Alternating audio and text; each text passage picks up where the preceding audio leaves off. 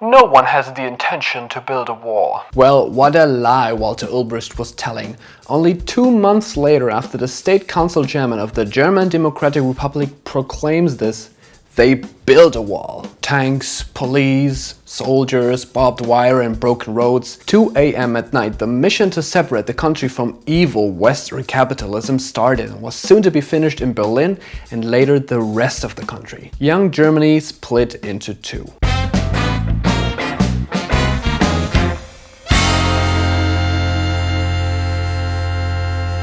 Hi and welcome to Iconic Photographs, where I present you the most impressive and important pictures that have been captured since the beginning of photojournalism. This image was captured by the photographer Peter Leibing on the 15th of August 1961 at the recently cemented border. It shows a GDR soldier jumping from East to West Berlin right before it was too late and the wall too high. Already 3 million people left the German Democratic Republic before they tried to stop the immigration by building a wall made of stone, barbed wire, outposts, tank mines and just pure no man's land.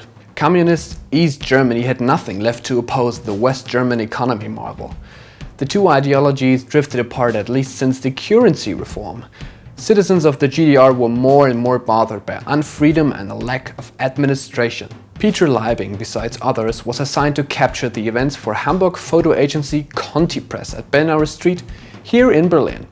He attended these unbelievable events where people jumped out of windows to land in West Berlin. Families were split apart and waved each other goodbye.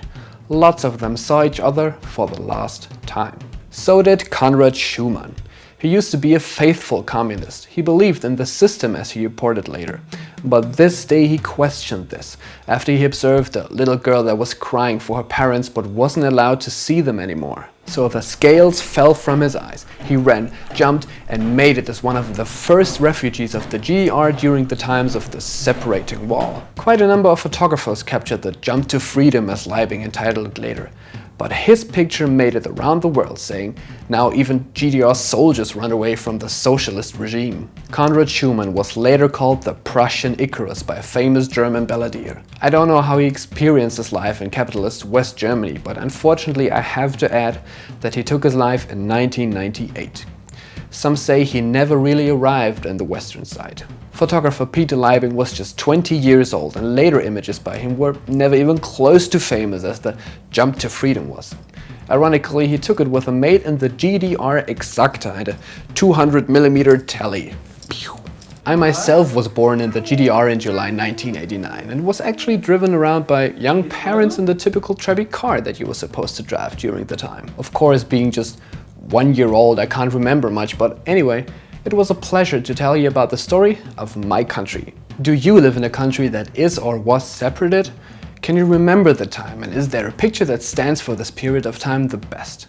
Tell me and subscribe to my show for more photo history-gasms. Thanks for watching and always remember, bring your camera because it captures even the shortest moment for a lifetime.